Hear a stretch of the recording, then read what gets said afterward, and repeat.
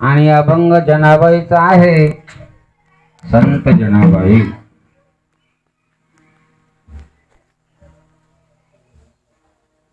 संत मंडळीमध्ये ज्यांचं अग्रगण्य स्थान होतं, ज्या अर्थी जनाबाई संतांच्या पंक्तीमध्ये जाऊन बसल्या, त्या अर्थी याच्यावरून आपल्या हे लक्षात येऊ शकतं की संत होण्याचा अधिकार कोणालाही आहे. संत माणूसच होते असं नाही. पुरुष देहामध्ये मनुष्य आला म्हणजेच तो संत होतो असं नाही. स्त्री ही संत होते, होऊ शकते.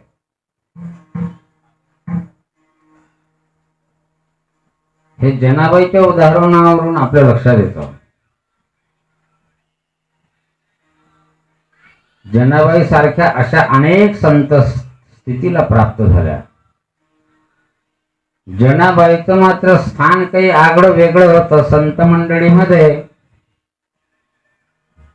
संतांमध्ये त्या श्रेष्ठ होत्या असं नाही म्हणता येणार, कारण संतांमध्ये जर श्रेष्ठ म्हटलं तर बाकीचे संत कनिष्ठ होते. आणि संत म्हटल्यानंतर त्याच्यामध्ये कमी अधिकपणा काही नसतो. बरं, माणसामध्ये कमी अधिकपणा आहे, म्हणजे सर्व माणसं काही सारखेच आहे, पाहायला सारखे असते, पण सगळे सारखेच असतात का?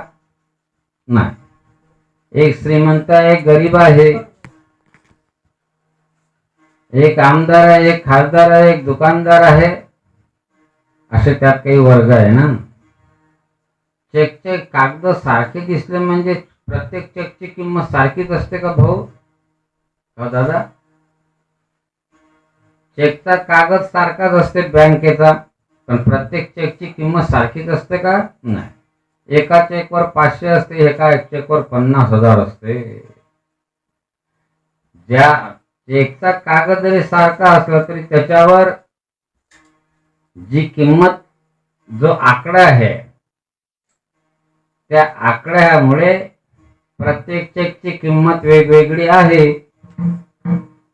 तसे माणसं चेक सारखे आहे, आपण सारे चेकच आहोत, पण प्रत्येकावरचा आकडा वेगवेगळा आहे. विठ्ठल विठ्ठल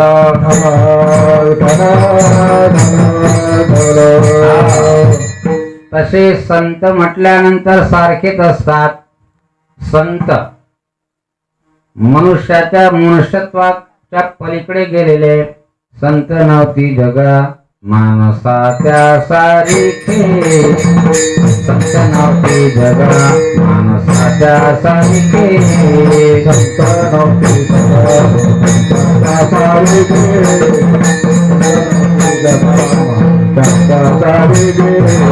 संत नव्हती जगा माणसाच्या सारिखे.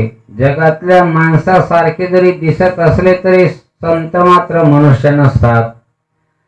जो संताला मनुष्य म्हणतो ना तो अधम आहे. तो जरी भगवान असं म्हणतात, तुमच्या आमच्यासारखा जरी तो वावरत असला, तो मनुष्यासारखा तरी दिसे, परी मनुष्यत्व तया नसे. व्यवहार तुमच्या आमच्यासारखाच, परंतु बोध मात्र तुमच्या आमच्याहून वेगळाच असतो. संत म्हटल्यानंतर एकाच पंक्तीत एकाच स्थितीवर असतात. ते प्रारब्धाने फक्त त्यांचा व्यवहार भिन्न भिन्न दिसतो. जनाबाई संतांमध्ये अग्रगण्य असं नाही म्हणता येणार, पण संत पंक्तीमध्ये त्या जाऊन बसल्या आणि प्रत्येक संताचं स्थान काही आगळं आणि वेगळं असते. विठ्ठल विठ्ठल. कधी कधी काय आहे की संत मोठमोठ्यालाही कळत नाही. संत कळण्याकरता उपाय दोनच आहे. एक तर स्वतः संत व्हावं लागतं, नाहीतर नारायणाची कृपा व्हावी लागतं. पहा, संत मोठमोठ्यांनाही कळला नाही. मोठमोठ्यांना म्हणजे व्यवहारातले मोठे ना, मंत्री जंत्री ना, त्यांची गोष्टच नाही अजिबात. हाय फाय योगी पुरुष जरी असेल, तपस्वी जरी असेल, तरी त्यालाही संत कळेल किंवा नाही शंकाच आहे. लोकमान्य टिळक स्वामी विवेकानंदाला नाही ओळखू शकले होते. लोकमान्य टिळक विद्वान होते, फार विद्वान. या कालामध्ये त्यांच्यासारखा विद्वान पुरुष झालाच नाही असं माझं मत आहे. या आधुनिक काळात परंतु मात्र ते फक्त विद्वान होते, संत नव्हते. विठ्ठल विठ्ठल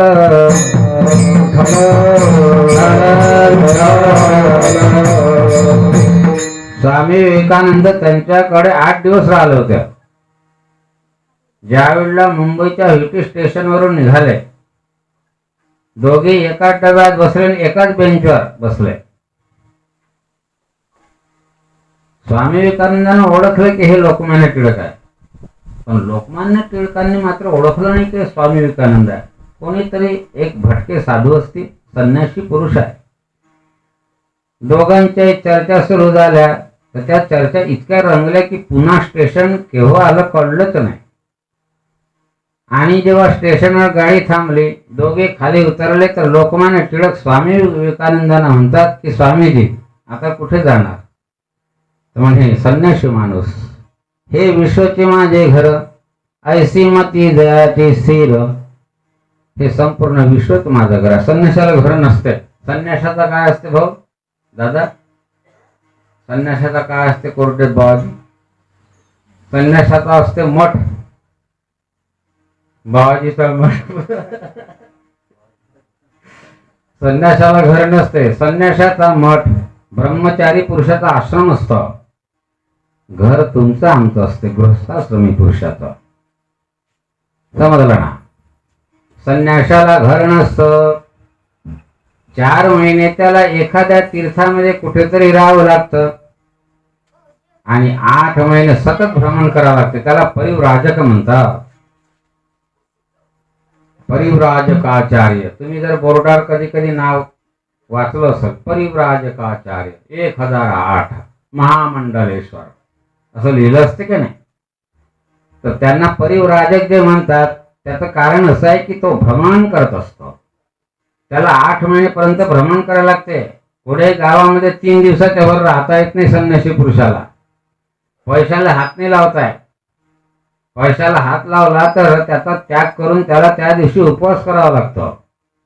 7 दिवसाच्या वर भिक्षा मागता येत नाही. 7 घराच्या वर भिक्षा मागता येत नाही. म्हणजे संन्यास धर्म फार कठीण आहे. म्हणून कलियुगामध्ये 4 गोष्टीला ब्रेक लावला शास्त्रकारांनी. संन्यासम पाल पैतृकाम असं आहे, जास्त सांगत नाही. म्हणजे संन्यास हा आश्रम बहुतेक कलियुगामध्ये टिकणार नाही असं भाकीत आहे शास्त्रकारांचं. विठ्ठल विठ्ठल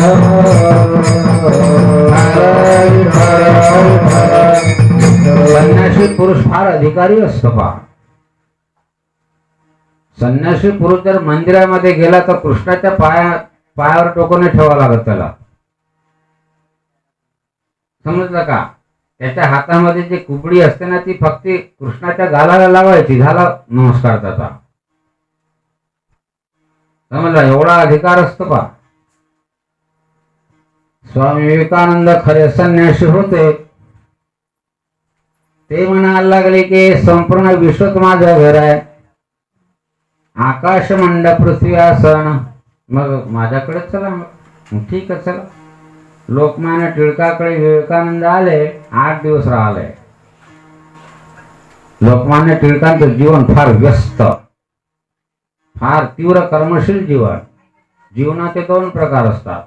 एक तीव्र कर्मशील जीवन असते आणि एक मंद कर्मशील जीवन असते. प्रत्येक मनुष्याच्या जीवनात कर्म तर घडतातच, पण एखाद्याच्या जीवनात कर्म अति झपाट्यानं घडतात आणि एखाद्याच्या जीवनात कर्म मंद गतीने घडत असतात.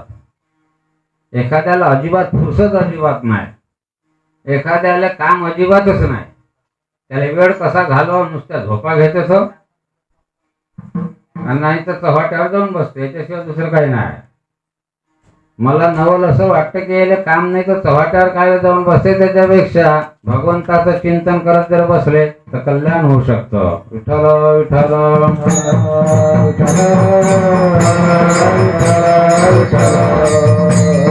तीव्र कर्मशील जीवन.